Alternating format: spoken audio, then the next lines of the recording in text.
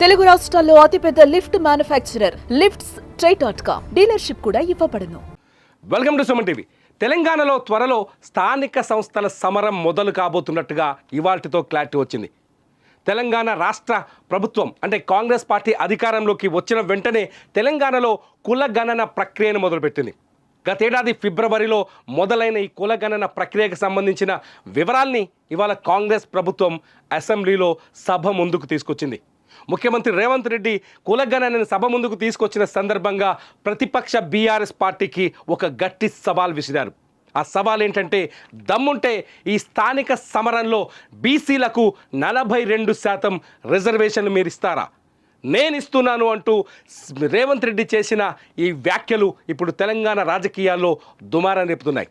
Congress party ఈసారి రాబోయే స్థానిక సంస్థల ఎన్నికల్లో బీసీలకి 42% రిజర్వేషన్లు కల్పించనున్నట్టుగా రేవంత్ రెడ్డి వ్యాఖ్యలతో మనకు అర్థమవుతోంది. అయితే మొత్తంగా తెలంగాణలో జరిగిన కుల గణనకు సంబంధించిన సంపూర్ణ నివేదికను షార్ట్ వర్డ్స్లో నేను మీ ముందుకు తీసుకొచ్చే ప్రయత్నం చేస్తాను. ఇంతకీ ఏ కులం వాళ్ళు ఎక్కువ మంది ఉన్నారు, ఏ కేటగిరీ వాళ్ళు ఎక్కువ మంది తెలంగాణలో ఉన్నారు, ఎవరిది పై చేయన్నది ఈ వివరాలతో మీకు అర్థం కాబోతుంది. ఒకసారి చూద్దాం.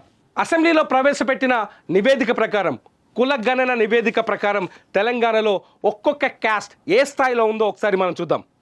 గ్రామీణ ప్రాంతాల్లో దాదాపు 66.39 అంటే 66,39,000 ఇళ్ళని సర్వే చేశారు. ఫిబ్రవరి 2024లో మొదలైన ఈ సర్వేలో గ్రామీణ ప్రాంతాల్లో 66,39,000 ఇళ్ళ దగ్గరికి వెళ్ళి అక్కడ ప్రజలతో మాట్లాడి ఎవరైతే సర్వేలు ఉన్నారో వాళ్ళ ఇంటికి వెళ్ళి కూర్చొని వివరాలు సేకరించారు. ఇక పట్టణ ప్రాంతానికి వచ్చేస్తే 45.15 లక్షల ఇళ్ళు తిరిగామని ప్రభుత్వం చెబుతోంది. 45,15,000 ఇళ్లకు వెళ్ళి అక్కడ వాళ్ళ వ్యక్తిగత జీవితాన్ని, వాళ్ళ వ్యక్తిగత వివరాల్ని, అట్లాగే వాళ్ళ జీవన విధానాన్ని, వాళ్ళ ఆర్థిక స్థితిగతుల్ని అంచనా వేసినట్టుగా ప్రభుత్వం చెబుతోంది. ఒకసారి ఏ క్యాస్ట్, బీసీ, ఎస్సీ, ఎస్టీల్లో ఎవరు ఏ స్థాయిలో ఉన్నారో ఒకసారి చూస్తే మొత్తానికి తెలంగాణలో ఎస్సీల సంఖ్య 17.43గా ఉన్నట్టుగా తేలిపోయింది. 17.43. తెలంగాణలో మొత్తం ఎస్సీల శాతం 17.43గా ప్రభుత్వం ఇచ్చిన నివేదికలో తేలింది. అంటే ఒకసారి అంకెల్లోకి వస్తే ఇది 61,84,319 మంది ఎస్సీలు ఉన్నట్టుగా తెలంగాణలో తాజా కులగణనతో, ప్రభుత్వం తీసుకొచ్చిన కులగణనతో అర్థమవుతుంది. ఇకపోతే బీసీల దగ్గరకు వస్తే, ఏ బీసీల లెక్క తేలాలని ఈ సర్వే చేపట్టారో, ఏ బీసీల లెక్క తేలాలని ఈ సర్వేని ముందుకు తీసుకెళ్లారో, దాదాపు 175 కోట్ల రూపాయలని ఖర్చు చేసి ప్రభుత్వం ముందుకు తీసుకెళ్ళిందో ఆ బీసీల లెక్కకు వస్తే తెలంగాణలో మొత్తం బీసీల సంఖ్య 46.25గా నమోదైంది. మొత్తం తెలంగాణలో బీసీలు 46.25% ఉన్నట్టుగా, బీసీ జనాభా ఉన్నట్టుగా ఇవాల్టి కులగణనలో ప్రభుత్వం తీసుకొచ్చిన కులగణనలో బయటకు వచ్చింది. ఒకసారి అంకెల్లో చూస్తే మొత్తం బీసీల సంఖ్య 1,64,09,179 మంది. మొత్తం బీసీలు తెలంగాణలో 1,64,09,179 మంది ఉన్నారు. మొత్తం జనాభాలో వీళ్ళు 46.25% ఉన్నట్టుగా ఇవాల్టి కుల గణన నివేదిక ప్రకారం అర్థమైంది. ఇందులో మైనార్టీలు, ముస్లిం మైనార్టీ వర్గాల్ని కలపలేదు. ఇది ముస్లిం మైనార్టీలు కాకుండా ఉన్న బీసీల సంఖ్య ఇది. ఇకపోతే ఎస్టీల దగ్గరికి వెళ్తే తెలంగాణలో ఎస్టీల సంఖ్య 10. ఎస్టీలు షెడ్యూల్ ట్రైబ్, వీళ్ళు షెడ్యూల్ తెగ అంటాం, వీళ్ళు 10.45% మొత్తం జనాభాలో ఉన్నట్టుగా తెలుస్తోంది. 10.45% ఎస్టీలు తెలంగాణలో నివాసం ఉంటున్నట్టుగా తేలిపోయింది తాజా కులగణన నివేదిక ప్రకారం. ఇందులో మొత్తం అంకెల్లోకి వచ్చేస్తే వీళ్ళు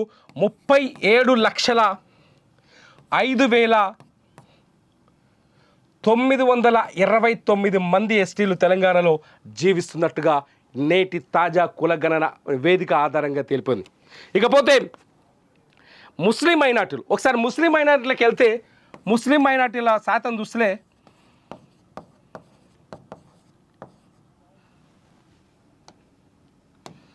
ఒకసారి ముస్లిం మైనార్టీల శాతం చూస్తే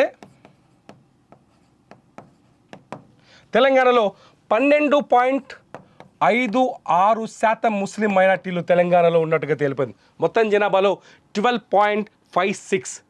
వీళ్ళు ఒకసారి అంకెల్లోకి వచ్చేస్తే వీళ్ళు 44,57,012 మంది. సో ఈ నేపథ్యంలోనే ముఖ్యమంత్రి రేవంత్ రెడ్డి ప్రతిపక్ష బీఆర్ఎస్కు సవాల్ విసిరారు.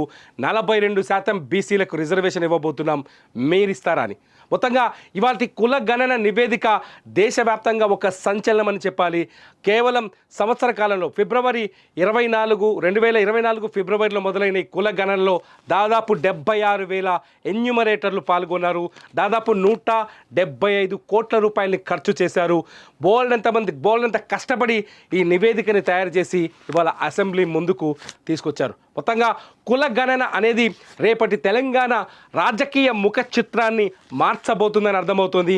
ఈ రాబోయే స్థానిక సంస్థల ఎన్నికల నుంచే ఈ కుల గణన రిజర్వేషన్లని అమల్లోకి తీసుకొచ్చే అవకాశం కనిపిస్తోంది.